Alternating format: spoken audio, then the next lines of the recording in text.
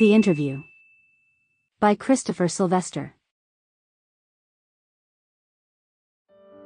130 साल से जरा पहले से जब से इसका आविष्कार हुआ है, साक्षात्कार पत्रकारिता में साधारण सी बात बनकर रह गया है। आज लगभग हर आदमी जो भी शिक्षित है उसने अपनी जिंदगी के किसी न किसी समय कोई साक्षात्कार पढ़ा होगा, जबकि दूसरे दृष्टिकोण से कई हजारों प्रसिद्ध लोगों के सालों से साक्षात्कार होते रहे होंगे, कुछ के तो बार बार भी। इसलिए यह हैरानी की बात नहीं है कि साक्षात्कार के बारे में मत, इसके कार्य, तरीके और इसके गुण बहुत कुछ भिन्न भिन्न रहे हैं। कुछ तो इसके अस्तित्व के बारे में काफी फालतू दावे कर बैठते हैं कि अपने उच्चतम रूप में साक्षात्कार सच्चाई का स्रोत है और व्यवहार के रूप में एक कला। दूसरे आमतौर प्रसिद्ध लोग जो अपने आप को इसका शिकार मानते हैं, वे साक्षात्कार को अपने जीवन में अनुचित घुसपैठ के रूप में शायद इसका तिरस्कार करेंगे, या उनको लगेगा कि यह किसी तरह उनकी महत्ता को कम कर देता है। जिस तरह कुछ आदिकालीन संस्कृतियों में यह विश्वास किया जाता है कि अगर कोई किसी का चित्र खींचता है तो वो उस आदमी की आत्मा चुरा रहा है। वीएस नापाल मानते हैं कि साक्षात्कारों से कुछ लोगों को चोट पहुंचती है और वे अपना कुछ अंश खो बैठते हैं। एलिस इन वंडरलैंड के रचने वाले के बारे में कहा जाता है कि वे सच ही साक्षात्कार करने वाले से डरते थे और वे कभी साक्षात्कार देने के लिए राजी नहीं हुए। यह उनको जरूरत से ज्यादा महत्व देने का डर था, जिसके कारण परिचितों, साक्षात्कार लेने वालों और उनके हस्ताक्षर के लिए पीछे पड़ने वालों को दूर रखते थे और बाद में इन आदमियों को चुप करने में सफलता कहानियां बड़े संतोष से और खुश होकर सुनाते थे। रडयार्ड किपलिंग साक्षात्कार लेने वाले के प्रति और भी अधिक निंदापूर्ण दृष्टिकोण व्यक्त करते थे। उनकी पत्नी कैरोलाइन ने 14 अक्टूबर 1892 को अपनी डायरी में लिखा है कि उनके दिन को बोस्टन से आए 2 संवाददाताओं ने बर्बाद कर दिया। वो अपने पति को संवाददाताओं को यह कहते हुए बताती है, मैं साक्षात्कार देने से क्यों इनकार कर देता हूँ? क्योंकि यह अनैतिक है। यह एक अपराध है, उतना ही अपराध जितना कि एक आदमी पर अपराध, जैसे एक हमला, और उतना ही दंड का पात्र है। यह कायरतापूर्ण और घृणित है। कोई सम्मानित व्यक्ति इसे नहीं चाहेगा। देने वाले की बात तो छोड़िए, फिर भी किपलिंग ने कुछ साल पहले मार्क ट्वेन पर ऐसा धावा बोला था। H.G. वेल्स ने 1894 में साक्षात्कार की साक्षात्कारी कठिन परीक्षा का जिक्र किया है, परंतु फिर भी वे अक्सर साक्षात्कार देते रहते थे और 40 साल बाद उन्होंने जोसेफ स्टालिन का साक्षात्कार लिया। सॉल बेलो, जो कई मौकों पर साक्षात्कार देने के लिए राजी हो गए हैं, फिर भी उन्होंने साक्षात्कार को अपनी सांस की नली पर अंगूठे की छाप की तरह बताया है। फिर भी साक्षात्कार की कमियों के बावजूद यह संचार का एक सर्वोच्च उपयोगी माध्यम है और किसी समय से अधिक हमारे अपने समकालीन लोगों की बहुत ही स्पष्ट छाप साक्षात्कारों द्वारा ही प्राप्त हुई है। डेनिस ब्रायन ने लिखा है, लगभग सभी महत्वपूर्ण बातें हम तक साक्षात्कार द्वारा ही पहुंचती हैं। इसके कारण साक्षात्कार लेने वाला अद्वितीय शक्ति और प्रभावपूर्ण स्थान रखता है। निम्नलिखित उम्बर्टो इको के साक्षात्कार का अंश है। साक्षात्कार लेने वाला द हिंदू से मुकुंद पद्मनाभन है। इटली के बलोन विश्वविद्यालय के प्रोफेसर उम्बर्टो इको ने संकेत विज्ञान, संकेतों का अध्ययन, साहित्यिक व्याख्या, शैक्षिकी पुस्तकों, बच्चों की पुस्तकों, समाचार पत्रों में लेखों पर अपने विचारों के लिए एक विद्वान के रूप में जबरदस्त नाम कमाया। उनके द्वारा लिखी हुई सामग्री इतनी विशाल और व्यापक है जो हमें आश्चर्यचकित कर देती है। 1980 में द नेम ऑफ द रोज के प्रकाशन, जिसकी 1 करोड़ प्रतिलिपियां बेची गईं, के साथ उनको एक बुद्धिजीवी महानायक के बराबर स्थान प्राप्त हुआ। इस मुकुंद, अंग्रेज उपन्यासकार और शिक्षाविद डेविड लॉज ने एक बार टिप्पणी की, मेरी समझ में नहीं आता कि एक आदमी इतना काम कैसे कर लेता है जितना कि वो इको करता है। उम्बर्टो इको, हो सकता है कि मैं बहुत सारी चीजें करने का प्रभाव छोड़ता हूँ, परंतु अंत में मुझे लगता है कि मैं हमेशा वही चीज कर रहा होता हूँ। मुकुंद, वो क्या? उम्बर्टो इको, अब यह बताना और भी मुश्किल है। मेरी कुछ दार्शनिक रुचियां हैं और मैं अपने शैक्षिकी काम और उपन्यासों के द्वारा उनमें लगा रहता हूँ। बच्चों के लिए लिखी गई मेरी पुस्तकें भी अहिंसा और शांति के बारे में हैं। आप देखिए, यह सभी एक ही नैतिक और दार्शनिक रुचियों का पुंज होता है। और फिर मेरे पास एक राज है। क्या आप जानते कि अगर ब्रह्मांड में से सारे खाली स्थान निकाल दे और सभी कणों में से खाली स्थान निकाल दे तो क्या होगा? ब्रह्मांड मेरी मुट्ठी जितना रह जाएगा। इसी प्रकार से हमारे जीवन में बहुत से खाली स्थान होते हैं। मैं उनको अंतराल कहता हूँ। मान लीजिए आप मेरे स्थान पर आ रहे हैं।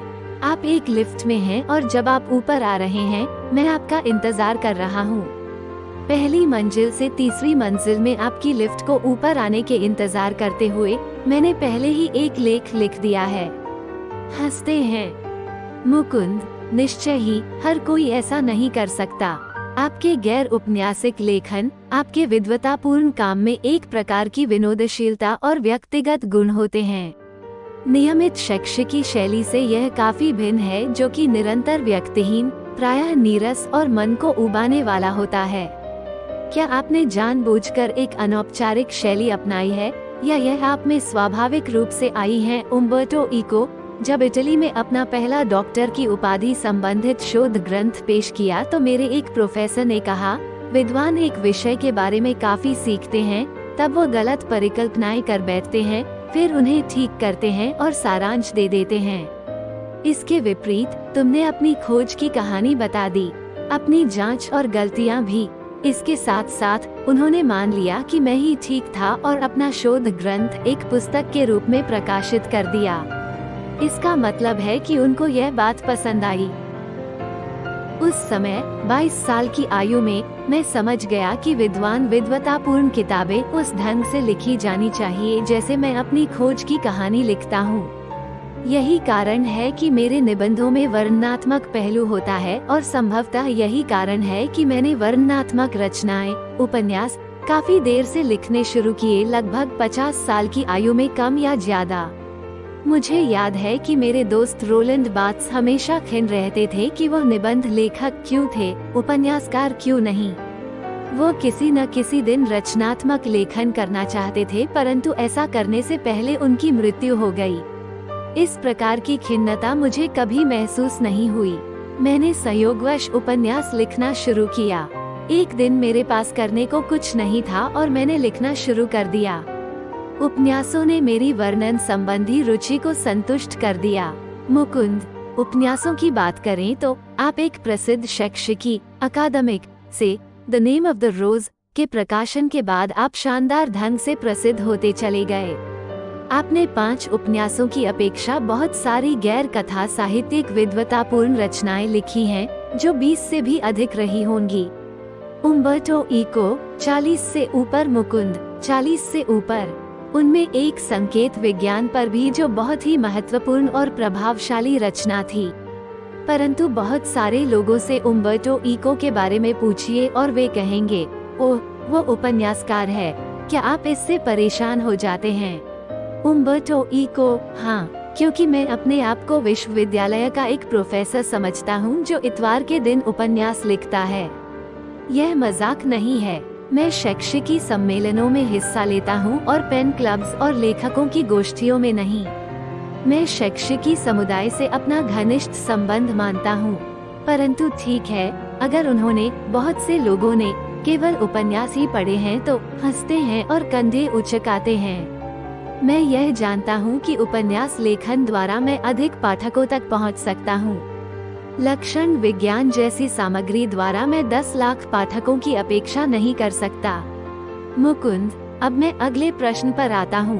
द नेम ऑफ द रोज एक गंभीर उपन्यास है।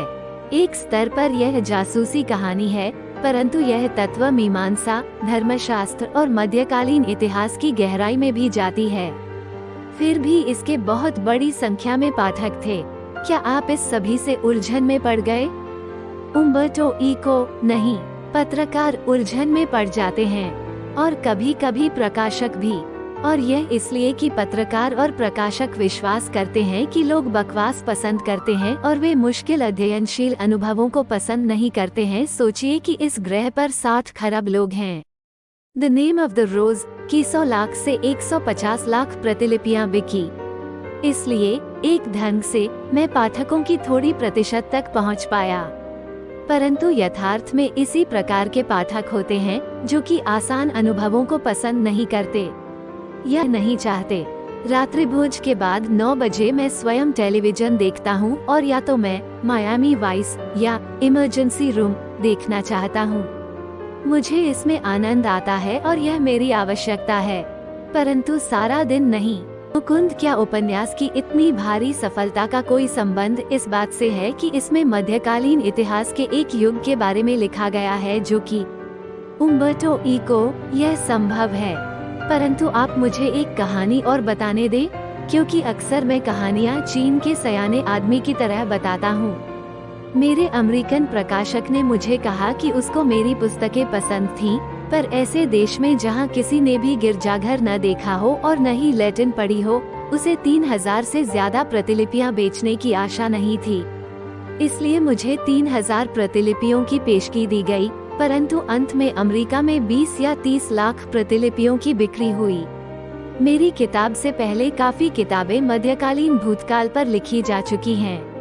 मेरे ख्याल में किताब की सफलता एक रहस्य है, कोई भी इसकी भविष्यवाणी नहीं कर सकता है।